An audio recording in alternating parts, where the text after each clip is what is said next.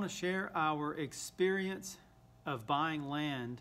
We made a lot of mistakes. I spent a long time researching about buying land, and we still made a ton of mistakes. So I'm hoping to share those mistakes, what we got right, what we got wrong. Hopefully you'll have a better experience than we did. I'm sitting in the basement. You can see the spray foam in the walls behind me. If you're interested in spray foam, if you're planning on building a house, I'm going to be doing a video about spray foam. We just built this house, so I'll be breaking down the process that we went through to build a house in future videos. If you see me looking down, I'm reading from a laptop. This isn't a professional video. I'm just trying to put some information out there to really help people. We did not have the best experience while building our house, and I did a lot of research. I thought I knew everything to expect.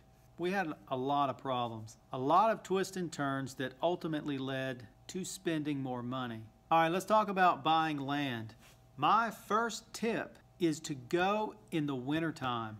Now, of course, in the summertime, everything is green, everything is pretty, and maybe you want to go look at the land when it looks nice. Well, that may be okay if you're buying a field, but the land that I bought was 90% trees. I went the first time to look at my land in July. My land had been vacant for about 5 years. So we were trying to walk through the property with machetes and just chopping our way through. The foliage, whatever you call it, all the leaves on the trees were so thick, all the underbrush was thick, and vines and just craziness. I mean, you could not see 10 or 15 feet in front of you. You're trying to chop your way through. We were just getting covered in spiders and ticks. It was miserable. Of course, I ended up buying the land anyway. Well, then come the fall time, around September, October, the leaves start falling down, the underbrush starts dying away, and then you realize, oh, well, the land is actually more sloped than I thought it was. Now, I built a house on a basement, so it worked out. That's okay. But also, I started finding things like tires in the trees. Not a tire swing. I'm talking about old tires laying around on the property. Some trash here and there. Now, that's something that I did not see before because the underbrush and the trees were so thick. Even when you're chopping your way through, you just can't see far enough in front of you. I worked with a guy who has a hunting property kind of near here, and he said it was the same deal for him. He has found an old trailer, and I believe some tires and stuff, and trees have grown up through them, so it's been there a long time. But if you go in the summertime, you can't really see these kind of things. Now again, that really applies, I guess, to land that is heavily wooded, like my property is. If you're buying a big field, then I guess maybe you can go in the summertime, because as long as the grass is cut, you can probably see everything you need to see. Also, there won't be so many bugs. Spiders and ticks were crazy. I would come home every day after looking or working on this land just covered in ticks all over me. And I was using bug spray, spraying DEET and just all over me, whatever brand I was using at the time. I tried to get the one with the DEET in it.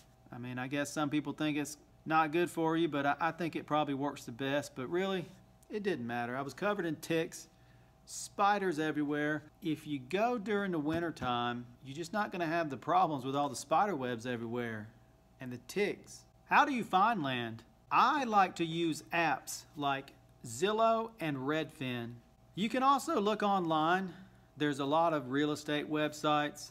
I mean, if you just Google land for sale, property for sale, you're going to come up with a bunch of different websites. Real estate companies, their websites, a lot of times you can go on there and search the MLS, the multiple listing service. You can go through these real estate companies and look on the MLS for properties. You can look at Zillow and Redfin on a computer, but I like to use the apps because if I spent a day driving around, I like to have the information right there with me. You can get property details. You can find out who the listing agent is. We'll be talking more about that in a minute. Of course, you can use a real estate agent. But I was pretty picky about what I wanted, or I knew what I wanted. I looked at a bunch of different properties, and I did not want to be that person that constantly was calling the real estate agent. Another thing, you know, a real estate agent works off commission. So if they're helping someone sell or buy a home, they're going to get a pretty big commission. If it's a, you know, $200,000-300,000 or $1 million home, they're going to get a big commission. Well, I was looking at properties like maybe around the $50,000 mark. So the commission to the real estate agent wasn't really that big. I mean, it is still their job. You can still call them every time you want to look at a property, but I just didn't want to drag her all over the state looking at properties until I was really sure of one that I knew I wanted. Using apps like Zillow and Redfin, or even just going on the internet to whatever website you end up on, you can filter it down to how big the property is, how many acres do you want. So when you start looking for land, one important thing you need to know is, where do you want that land to be? And what are you going to use it for? Do you want it to be wooded or no woods, partially wooded? Me, personally, I was looking for mostly wooded. Also, how big of a property do you want? You know, do you want 5 or 10 acres, or are you looking for 100 acres? What are you planning on doing with the property? We had intentions of building a house.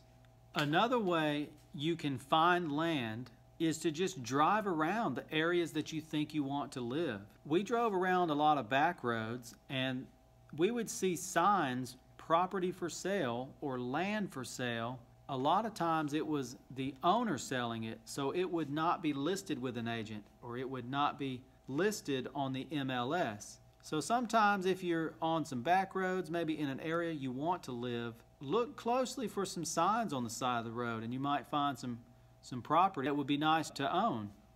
A good thing about that is, you know, especially right now, it's 2018, property values are very high, and there's a lot of competition, people looking for homes and land. So if you can find a property that's not listed on the MLS, that might be beneficial. You might be the only one looking at it, so you might get a better price. You might even find someone willing to do owner financing. Then you don't have to worry about dealing with a bank.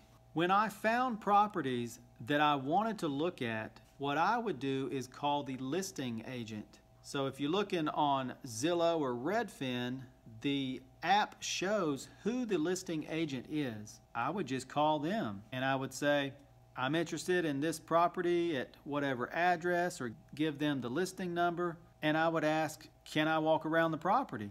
I have an agent, but I don't want to bother them right now. And I would even tell the listing agent, you know, there's really no need for you to come out here. I just want to walk around the property. You know, do I have permission to walk around this property? And usually they're going to say either yes or no, or let me contact the owner first, or whatever, let me get back to you. Most of the time they would just say, yeah, you can walk around the property, go ahead. So I'm going to list off some things that you need to either ask the real estate agent, or you need to research it and figure it out for yourself. A lot of these questions depend on what you want to do with the property. If you're going to build a house, then these questions are very important, because they could end up costing you a lot of money down the road. If you're just going to hunt on the land, or you're going to ride some four-wheelers or whatever, then some of these may not pertain to you. The first thing is there a plat available for the property, and how old is it? And also, going along with the plat, when was the last survey done? So the plat is a drawing of the property. It will at least show the boundary lines of the property. A lot of them, they also show if there's a house or a driveway, a well, a barn, whatever. It shows all the structures. Sometimes they'll also show creeks, rivers, or whatever else is on the property. You need a plat for the property you're going to buy, and you need a recent one. I'm not going to get too specific into the details, but the only plat that I had on my property at the time was from like the 50s or the 60s. So anyway, it caused some problems later on. You need to have a fairly recent plat for your property. Another thing you want to know is, are the boundary lines marked off? for the property you're looking at. So you could ask the real estate agent. If you're talking to the listing agent and you say, I want to go look at this property, well, how are you going to know where that property begins and the neighbor's ends? So you can ask the agent or go out there and look for yourself. Are the boundary lines marked off? And that's something to keep in mind, because if they're not marked, you really should get a survey done during the due diligence period. If you want to get a survey done on your property, are you going to pay for that, or is the seller going to pay for that? Now, I bought my property in 2017 in Georgia. The going rate to survey a property is about $100 per acre. Now, that really only means they're going to survey it and mark the points or the corners of the property. If you want them to actually flag or stake the boundary lines, you're going to pay even more for that. And then if they're going to draw you a new plat, like if they survey the property and maybe the new survey is a little different from an old survey, for whatever reason, they have to draw you a new plat, you're going to even pay more money for that. Another thing you need to talk to the listing agent about, or you can find it out for yourself, maybe by calling the county or the city that the property is in, you need to know, is there sewer service available? Or do you have to have a septic tank on the property? Obviously, if you've got sewer available, then you don't have to worry about all the other stuff I'm going to go into about soil testing and some details about the septic tank. Something else you need to know, are there any wells or septic tanks on the property? If the property has never been lived on, then it's probably no. Oftentimes we would see that if you look at Zillow or Redfin or you're looking on the internet, usually in the real estate listing, it would say, oh yeah, there's a well on this property. I think sometimes they would try to use that as a good selling point. Like, hey, there's already a well here. You're going to save thousands of dollars. One property we looked at, I guess at one time it had a mobile home on the property, so there was a septic tank there. There was a well there. We found the location of the well. I don't know where the septic tank was, but that's very important to know if you're going to be building a new home. Just something to be aware of, that you can ask the seller to provide the location of the well and the septic if you can't find it.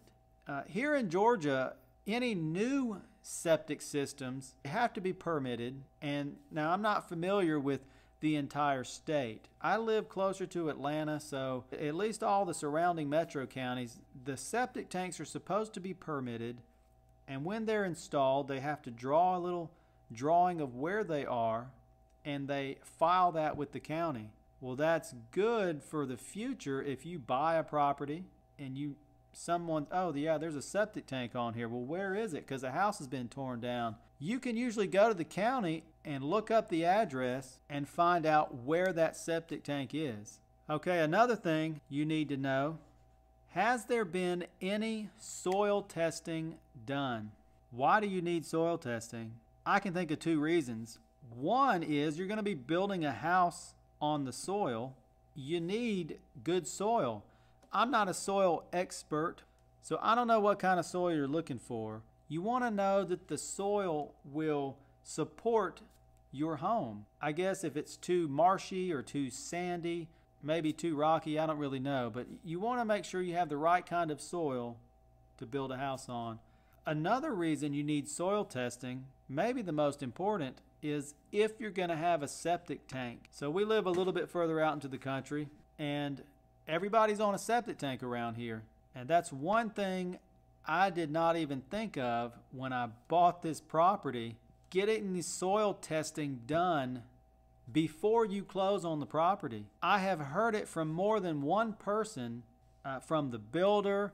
I've heard it from some co-workers. They had a piece of property. They wanted to build a house, and then they did soil testing, and it turns out they can't put a septic tank on the property.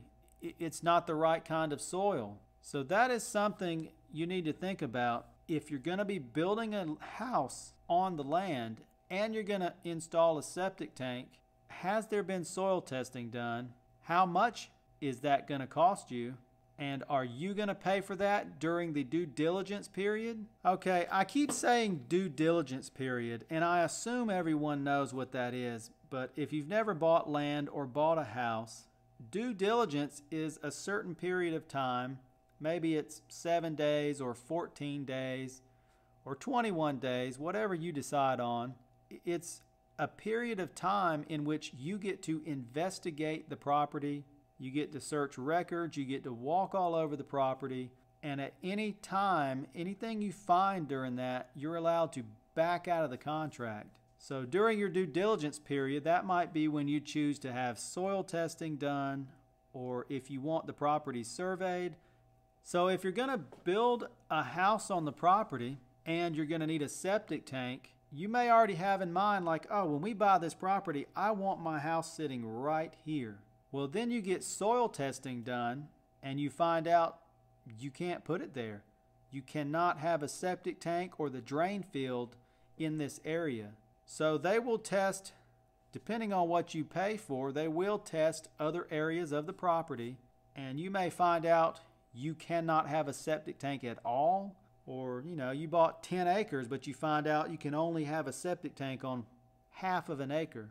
You want your house up here by the road maybe, and you can only have a septic tank way in the back. So that can be very expensive. You're either going to have to build your house back there, or you can put your house up here, but you're going to have to buy a very expensive system to pump the sewage all the way to the back where the drain field can go. Again, this is something that I had no idea about.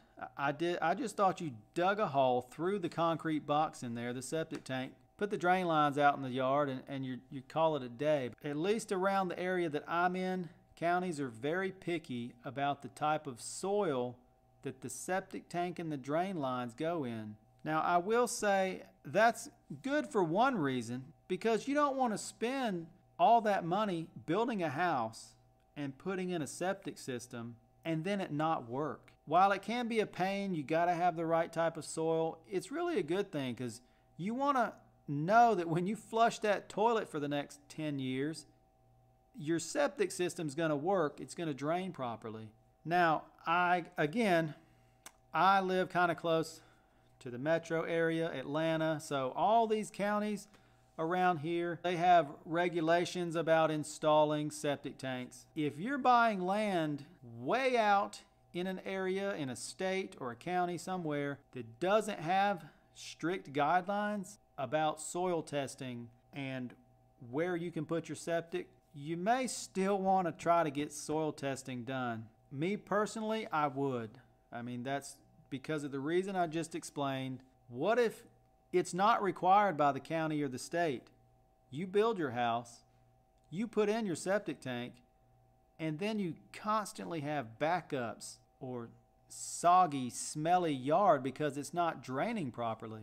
All right, I just looked it up, and for me, in 2017, the soil testing cost me $375. I believe that covered about an acre, maybe an acre and a half, something like that. So if you want a bigger area to test, obviously it's going to cost you more than that. I would just say you want to test the area where you think it's going to go, and if it comes back, oh, you can't put it there, then maybe have the guy come back out and test another area.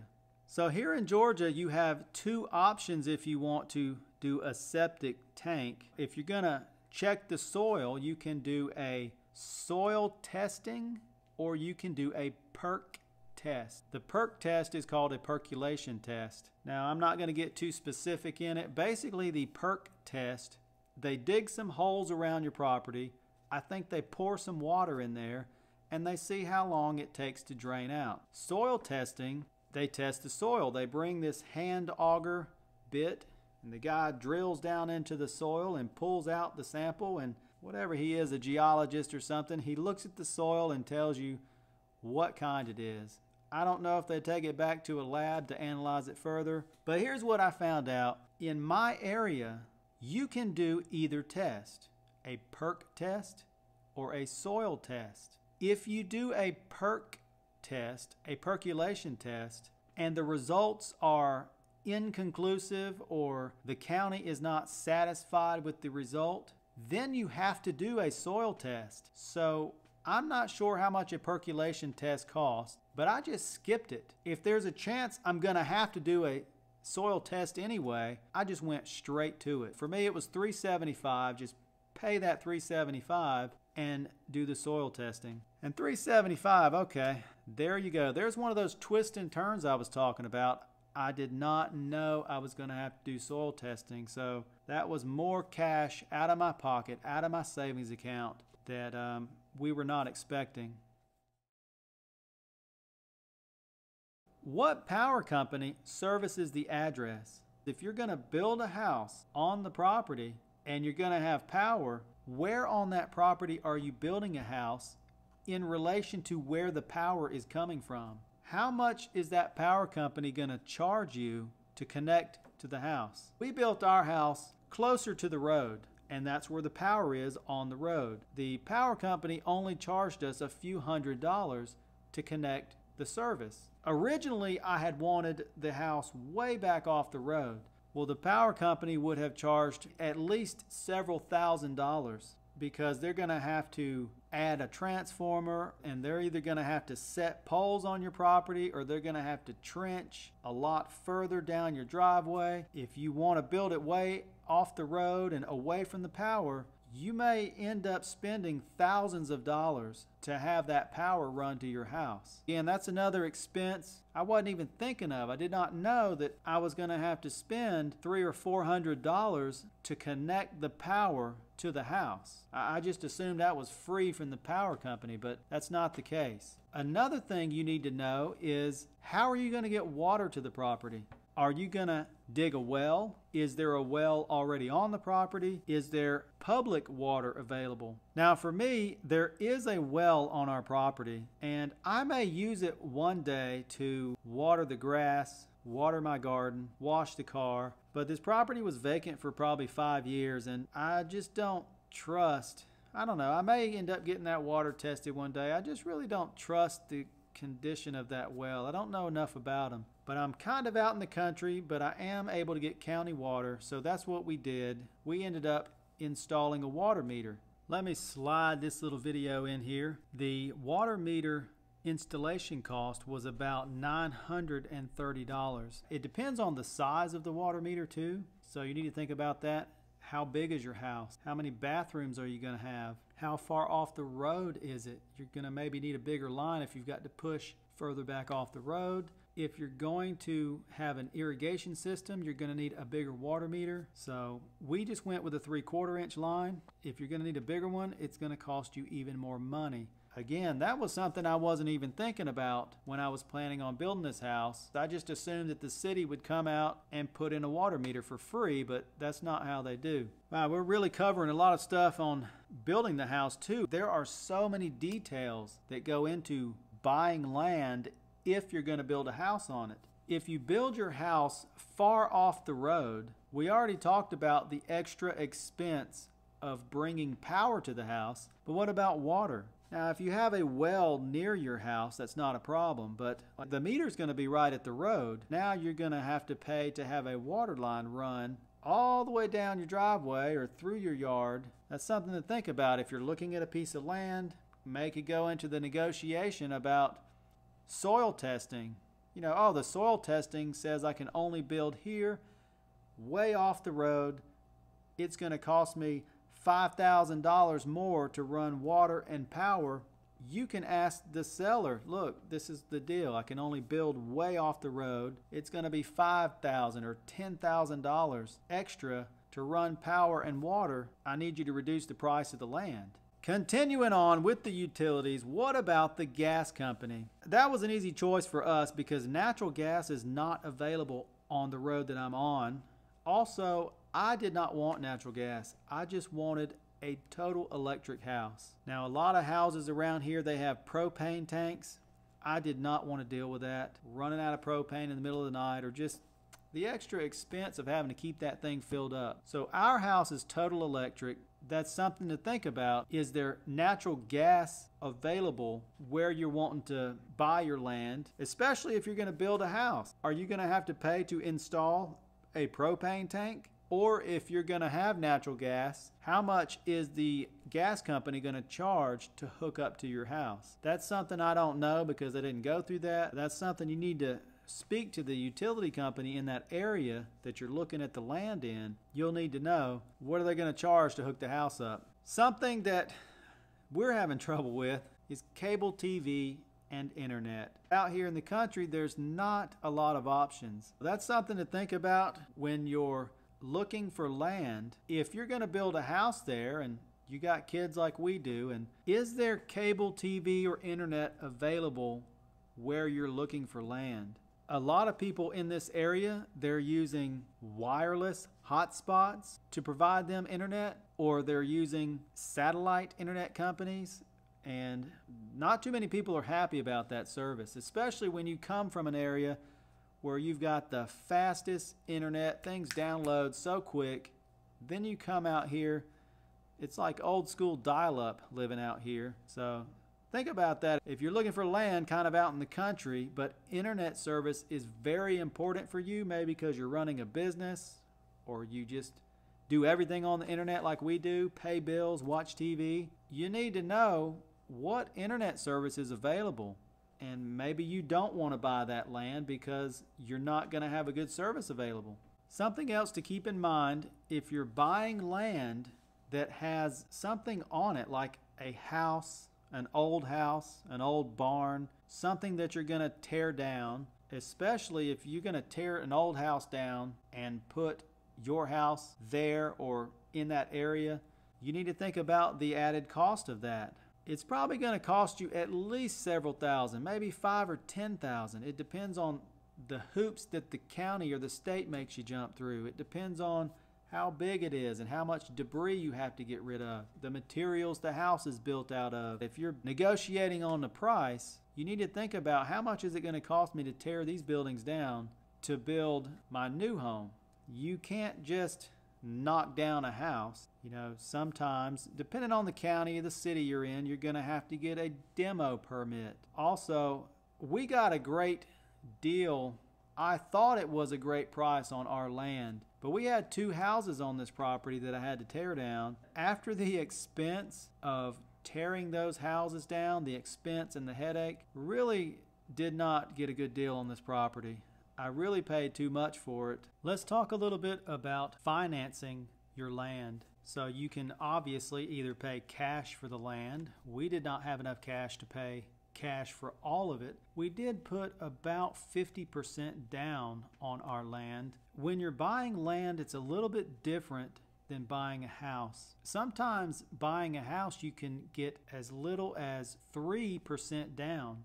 That's not the case usually with land. A lot of times they want at least 20% down. I guess if they had to foreclose or basically repo the land from you, well, it's just land. I mean, if they repoed a house from you, foreclosed on it, they could at least sell the house, recoup some of their lost money. But land is a little bit different. If you're going to be financing land, you probably need to plan or save for at least 20% down. Where do you go for financing? I chose a company called Ag South Farm Credit. Now, I know that they operate around the Southeast. I don't know exactly where they operate, but you could also try local banks.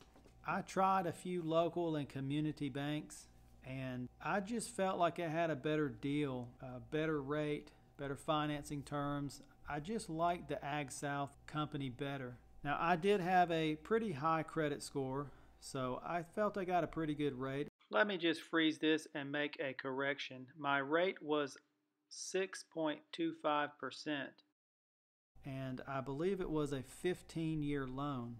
Another thing about land financing is the term. You know, when you buy a house, you can get maybe a 15 or a 30-year loan.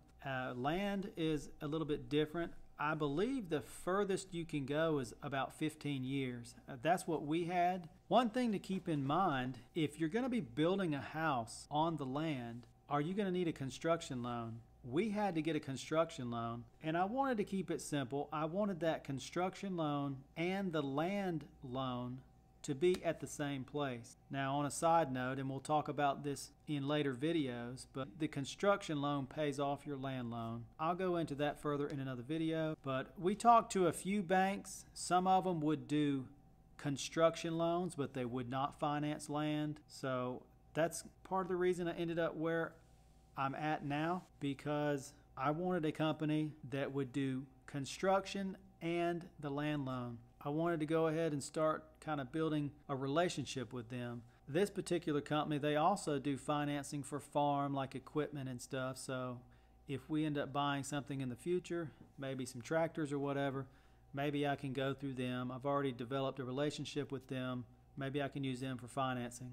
Now, I had planned on buying the land first and owning it for 6 months to a year and tearing down some old houses on the property, clearing off some trees myself. So that is why I went ahead and just got a land loan. But if you're going to be building a house, you can get financing for the house and the land all wrapped up together. So that's something you may want to think about. That may actually be cheaper. Of course, because I had a land loan, I had to pay all those closing costs and attorney fees and everything. And then I got a construction loan later, and I had to go through all that closing and background and whatever. So that's something to think about. If you're going to be building a house and you're going to be ready to build as soon as you buy the land, maybe it's going to be better for you to get a land and construction loan, everything tied up into one deal. Well, hopefully I covered everything. Thanks for watching my video. We have a lot of other videos coming up about